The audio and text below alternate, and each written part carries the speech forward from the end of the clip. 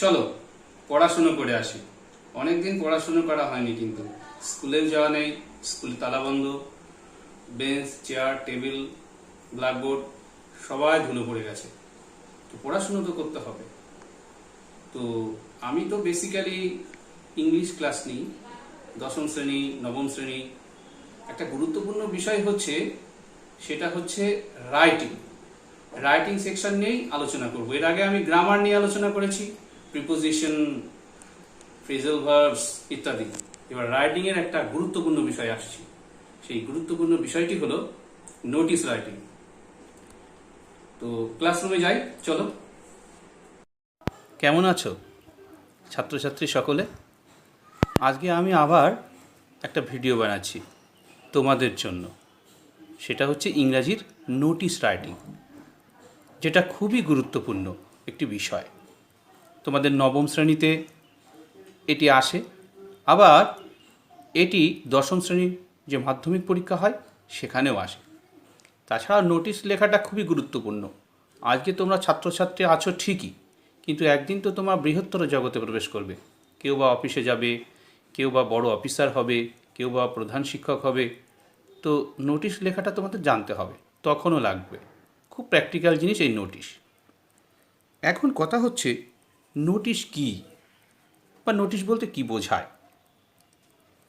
কোনো একটি নির্দিষ্ট বিষয়ে সংশ্লিষ্ট সকলকে জ্ঞাত করার জন্যে সুনির্দিষ্ট শব্দ সমন্বিত বিবৃতি। কি বললাম? কোনো একটি নির্দিষ্ট বিষয়, সেই বিষয়ে সম্পর্কে সেখানকার বা সেই প্রতিষ্ঠানের সংশ্লিষ্ট যে সকল মানুষ আছে তাদেরকে জানানোর জন্য একটা সুনির্দিষ্ট শব্দ সমন্বিত, তাতে কিছু নির্দিষ্ট শব্দ থাকবে যেটাকে বলা হয় তোমার রেজিস্টার্ড ওয়ার্ড। সেই ওয়ার্ডের মাধ্যমে বাক্য আকারে প্রকাশ করে মানুষকে জানানো। নোটিশ বিভিন্ন ধরনের হতে পারে।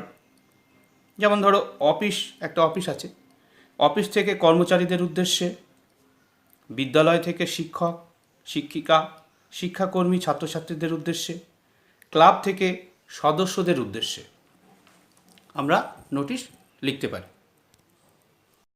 এবার প্রশ্নপত্রের একটা উদাহরণ দেওয়া যায়, তাহলে বিষয়টি সমস্ত ছাত্রছাত্রীদের কাছেই পরিষ্কার হবে।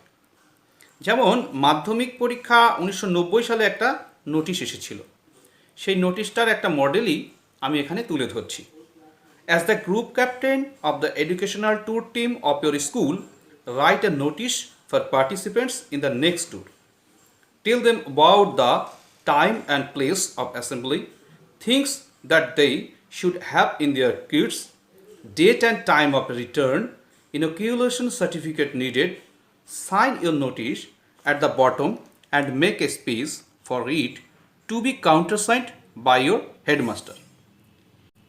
এখানে তোমরা লক্ষ্য করো কতগুলো পয়েন্টস আছে। এ আছে, বি আছে, সি, ডি। প্রত্যেকটা পয়েন্টস যেন ওটাতে কভার করে, কারণ মনে রাখতে হবে প্রত্যেকটা পয়েন্টসের জন্যই তোমাদের নাম্বার আছে। তাহলে এই জন্যই আমরা বলেছি যে প্রশ্নপত্রের পয়েন্টগুলো ভালো করে পড়ে নিতে হবে, এবং প্রশ্নপত্রের যে পয়েন্টগুলো আছে সেই পয়েন্টগুলো কভার করেই তোমার নোটিশের ভিতরে সব লিখতে হবে। সেটা অবশ্যই তোমরা মনে রাখবে। এখন দেখতে হবে মার্কস ডিস্ট্রিবিউশন। আসল কথা, মার্কসের কথা কেন বলছি? আমাদের লক্ষ্যই তো মার্কস অবটেইন করা, তাই না? শেখাটা যেমন লক্ষ্য, নাম্বারটা পাওয়াও একটা লক্ষ্য। যারা আমরা খাতা দেখি তারা এই মার্কস ডিস্ট্রিবিউশনের সিস্টেমটা জানি, কিন্তু স্টুডেন্টরা তো জানে না, সেটা তাদেরও জানার দরকার আছে। মাধ্যমিক পরীক্ষায় নোটিশ রাইটিংয়ে সাধারণত 8 থেকে 12 নম্বর নির্দিষ্ট থাকে, এবং ওই নম্বরটি বন্টন করা হয় এইভাবে: ইন্ট্রোডাকশানে 2, কন্টেন্টে 2, ফর্মে 2, রেজিস্টারে 2। এই 8 মার্কস।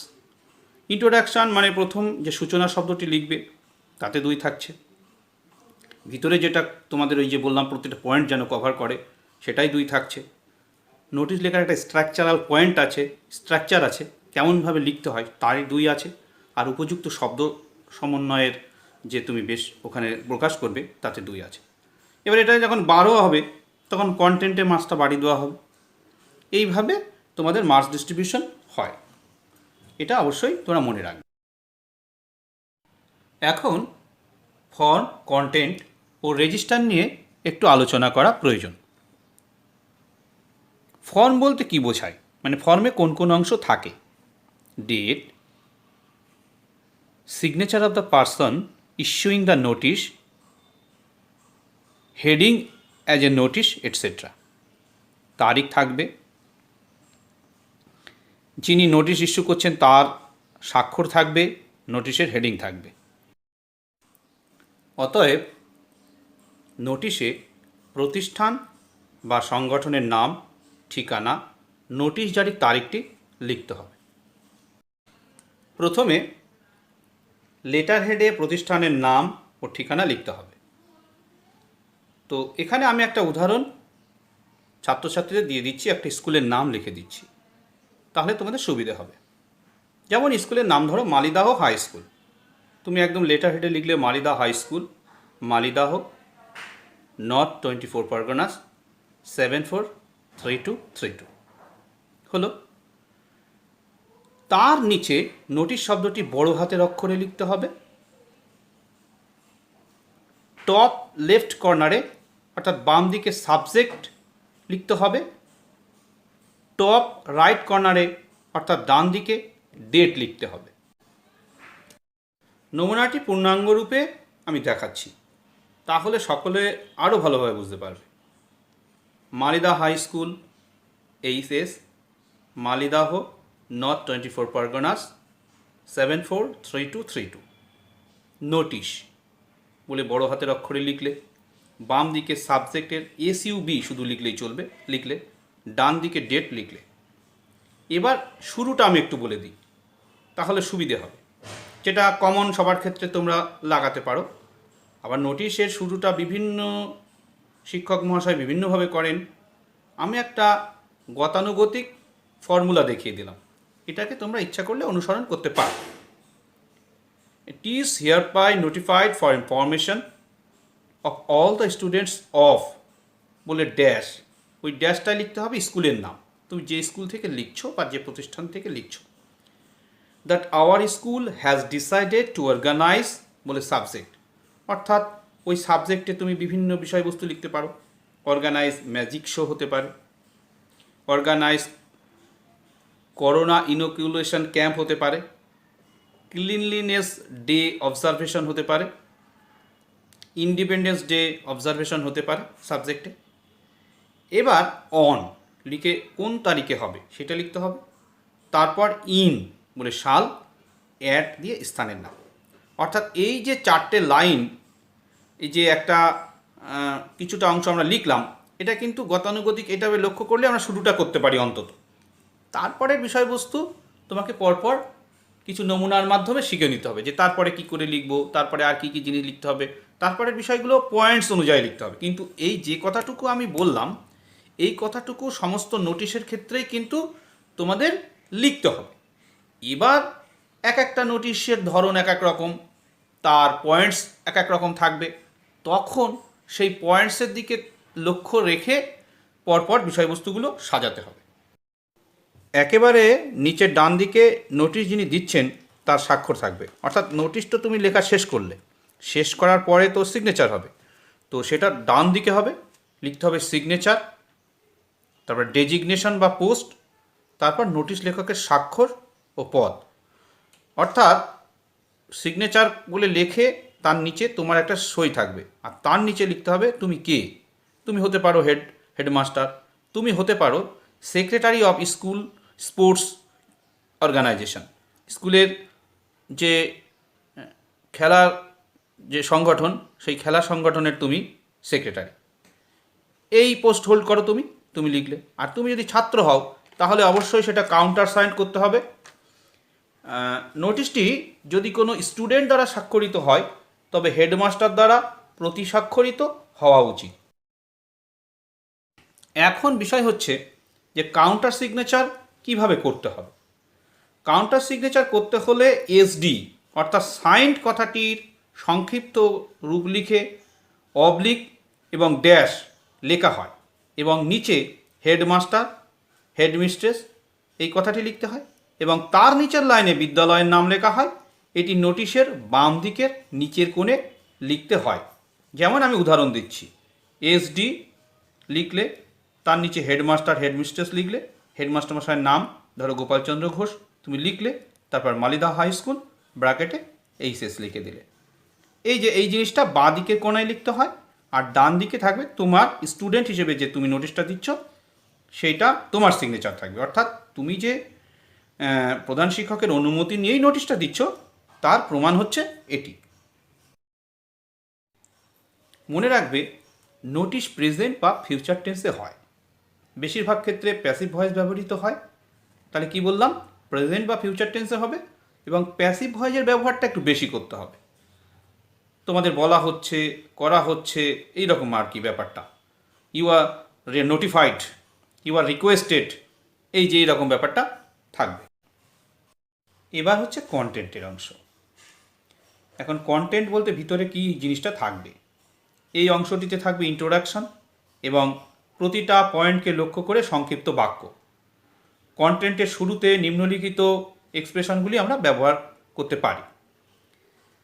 তো আমি এই কন্টেন্ট সম্পর্কে তোমাদের বা ইন্ট্রোডাকশন সম্পর্কে একটু আগেই দেখিয়ে দিলাম আগের স্লাইডে, তো সেটাই এইটা আবার বলছি আর কি।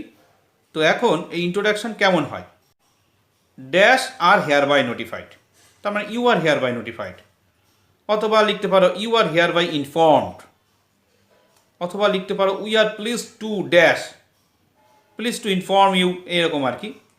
We are glad to announce, this is to inform, এই জাতীয় বাক্য দিয়ে তোমরা শুরু করতে পারো। আর এটাই থাকবে ইন্ট্রোডাকশানে। আমরা এখানে যে আগের স্লাইডে দেখিয়েছিলাম ওখানে লিখেছিলাম it is hereby notified. তো এরকম ধরনের অনেক জিনিস দিয়ে শুরু করা যেতে পারে, অনেক রকমের বাক্য দিয়ে শুরু করা যেতে পারে। তা তোমাদের এখানে আমি একটা নমুনা দিলাম। এবার জানা দরকার রেজিস্টার, অর্থাৎ তোমাদের বলেছিলাম ইন্ট্রোডাকশান, কন্টেন্ট, ফর্ম আর রেজিস্টার। তা আমরা ইতিমধ্যে ইন্ট্রোডাকশান, ফর্ম, কন্টেন্ট সম্পর্কে জেনেছি। এবার রেজিস্টার ব্যাপারটা কি বুঝবো। রেজিস্টার বলতে বোঝায় নির্দিষ্ট পরিস্থিতিতে বা বিশেষ সামাজিক অবস্থায় বিশেষ বিশেষ ক্ষেত্রে ব্যবহৃত শব্দাবলী, ব্যাকরণ ইত্যাদি সহ বলা বা লেখার বিশিষ্ট রীতি, স্টাইল আর কি। তার জন্য তোমাদের মার্কস 2 অ্যালোটেড থাকে, সেটা তোমাদের মনে রাখতে হবে। এখন তোমাদের বোঝার সুবিধার জন্য একটা ব্ল্যাঙ্ক ফরম্যাট দেখাচ্ছি, এর মাধ্যমে বিষয়টি তোমাদের কাছে পরিষ্কার হবে। তোমাদের বলেছিলাম যে লেটার হেড, সেটা লিখলে প্রথমে লেটার হেড, আমি বলেছিলাম মালিদা হাই স্কুল বলে লিখতে হবে। তারপরে বড় হাতের নোটিশ শব্দটি লিখতে হবে, লিখলে। তারপরে সাবজেক্ট কথাটা বাম দিকের কোণে লিখতে হবে, লিখলে। তারপরে ডেট বলে ডান দিকে লিখতে হবে। তারপরে বডি বা ভিতরের বিষয়বস্তু, কন্টেন্ট তুমি লিখলে পরপর। লেখার পরে আবার ডান দিকের কোণে তুমি শেষ করে নিয়ে লিখলে সিগনেচার, অর্থাৎ বিজ্ঞপ্তিদাতার স্বাক্ষর, তার ডেজিগনেশন, পোস্ট অর্থাৎ বিজ্ঞপ্তিদাতার পদ, তারপর সংস্থার নাম। আর বাঁ দিকে লিখলে কাউন্টার সিগনেচার, SD বলে হেডমাস্টার, তার নিচে লিখলে স্কুলের নাম। এই হচ্ছে মূল ব্যাপারটা। এই ব্যাপারটা লক্ষ্য রেখে আমরা যদি লিখি তাহলে বিষয়টি একদম সহজ ব্যাপার। আশা করি তোমরা সমস্ত বিষয়টা বুঝতে পেরেছ। তোমাদের পরপর যে বিষয়গুলো দেখালাম, তোমাদের যে নোটিশ রাইটিংয়ের যে কৌশলটা দেখালাম, নিশ্চয়ই তোমরা বুঝতে পেরেছ। তার ফর্ম, কন্টেন্ট, রেজিস্টার, কোথায় সিগনেচার করতে হবে, কোথায় কাউন্টার সিগনেচার করতে হবে, কোথায় ডেট দিতে হবে, সাবজেক্ট দিতে হবে, সেটা তোমরা পুরোটাই দেখেছো। তো আমি বলবো কি, তোমরা বারবার রিওয়াইন্ড করে করে দেখো এবং বোঝো, তাহলে জিনিসটা তোমাদের কাছে একদম পরিষ্কার হয়ে যাবে। আর এর পরবর্তীতে আরেকটি ভিডিও প্রকাশিত হবে, যেটা এপিসোড 2 নামে পরিচিত হবে, যেটাতে আমি দেখাবো কি করে এই ফর্মুলাকে প্রয়োগ করে সুন্দর করে একটা নোটিশ লেখা যায়। পুরো একটা প্রশ্নকে ধরে ধরে ট্যালি করে করে দেখাবো। যে আমি তোমাদের বলেছিলাম যে প্রত্যেকটা পয়েন্টস থেকে কভার করতে হবে, ওখানে যতগুলো পয়েন্টস পরীক্ষাপত্রে থাকবে সেই প্রত্যেকটা পয়েন্টস যেন তোমার কন্টেন্টের ভিতরে থাকে, তার উপরেই মার্কস। তাহলে একদম সুন্দর হয়ে যাবে।